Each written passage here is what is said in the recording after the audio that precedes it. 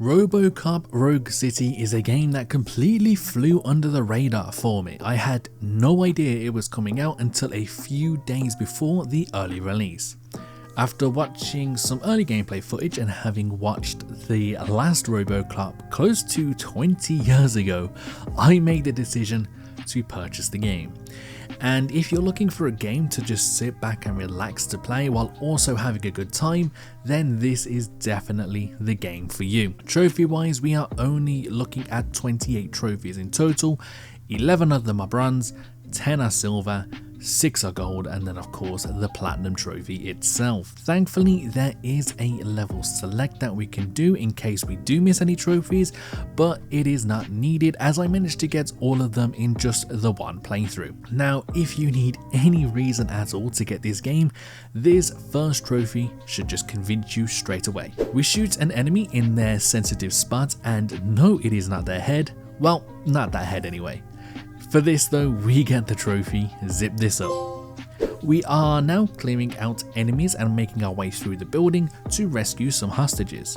While making our way through this building, I pick up a monitor and throw it at an enemy. And for doing this, we receive the trophy Strikeout. We eventually made our way to the end and completed the breaking news quest, giving us the trophy Night has just begun. So after completing this quest, we are now back at the precinct, and there are several things that we need to do here. We first must go through a debrief and receive a ranking of a B. This is important as we need to make sure that during one of these quests that I get an A for a trophy. For now though, we go through the precinct, help everybody out that we can, and eventually find ourselves at a shooting range. I need to get a score of 250 points for a trophy. First up though, I managed to get just over 200 points, which actually gave us 2 trophies. For scoring 200 points, we received the trophy This Guy is Really Good. And for scoring 150 points, we received the trophy Dead On. Then after a couple of more attempts, I had finally reached a score of 250 points, which got me the trophy Super Cop. We have now moved on to the next quest and we are out and about. There are multiple side quests that you can do when you are in different areas. One of them for this location is to protect and serve. One of these include issuing a ticket to a car that is obstructing a fire hydrant. And for issuing this ticket, we received the trophy Uphold the Law. After completing some more side quests, we clear out a building. After clearing out all the enemies, I decide to take a look around and find what evidence I can for some extra XP. While doing this, I find something called an OCP skill disc. These are going to be used a little bit later on, we can't just use them yet. However, for finding one of these, we receive the trophy. I'd buy that for $1. One of the final side quests within this area is to help the officers Kurtz and O'Neill to solve a murder case. After finding all of the clues, questioning suspects and eventually finding evidence, now we know who the person is that is responsible for the murder and we have them arrested. For helping officers Kurtz and O'Neill to solve this murder case, we receive the trophy Hard Boiled. It is now time to get back to the main quest and it takes us to an arcade. While here in the arcade, we actually find a secret area, which of course is tied to a trophy, which is called No Stone Unturned. After finishing the suit's final encore questline, we then achieved the trophy Dead or Alive, and then shortly after the debrief, we actually received an A on our evaluation for how well we did, which also gave us the trophy Officer of the Month.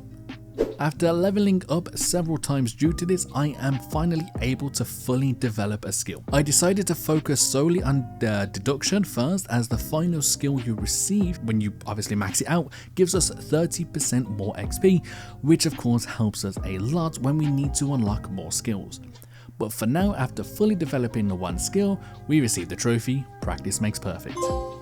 Remember that chip that I found earlier? Well, I've been finding more as I've been going through each area, and it is now time to finally equip one of these.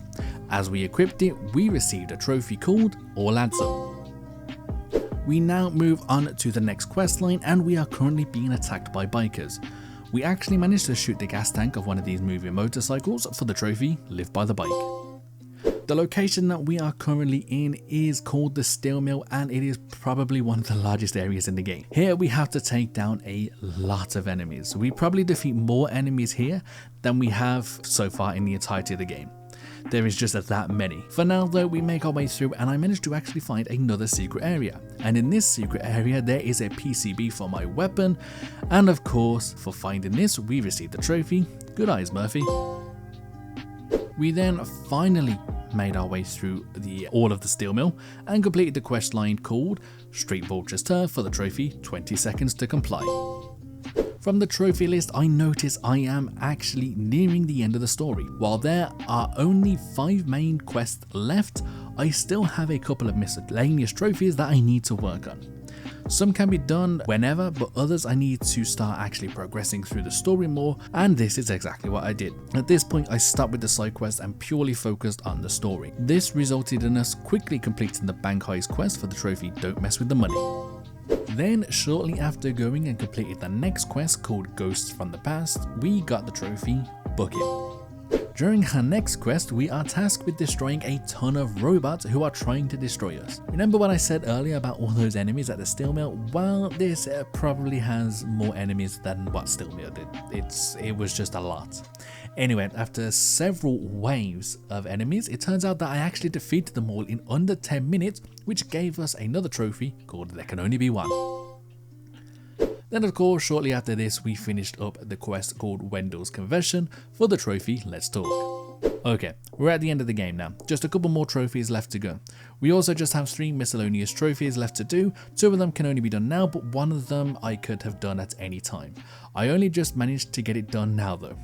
First up, while the building we are in is currently burning down, we open a door to save a cat, which gave us the trophy A Real Hero. I then threw an explosive at 3 enemies, defeating them all, which gave us the trophy Nukem. And then we come up against the turret, which I managed to get around and then hack the terminal, which gave us the trophy May Be Used Against You. So with all the miscellaneous trophies done, it's time that we continue on with the story, and this is what we do. We complete the quest The Man Himself for the trophy Cashing Out, and then finally we complete No Way Out for the trophy Not Arresting You Anymore. I was expecting to get another trophy here for completing the game on any difficulty level, but it turns out that I have not actually completed the game yet. We have another job left to do, which is to defeat a huge robot. After taking down all of its health, it is then trapped underneath a lot of rubble, and I decide that, you know what, let's just save it. Despite the fact that I just saved it from being crushed, the robot then saves me by pushing me out the way and then still being crushed by rubble. Anyway, this eventually leads me on to get the final trophy called Nice Shooting Son, and then of course getting the platinum trophy itself called To Serve and Protect. If you're looking for more platinum trophies, check out the videos and playlist on screen right now.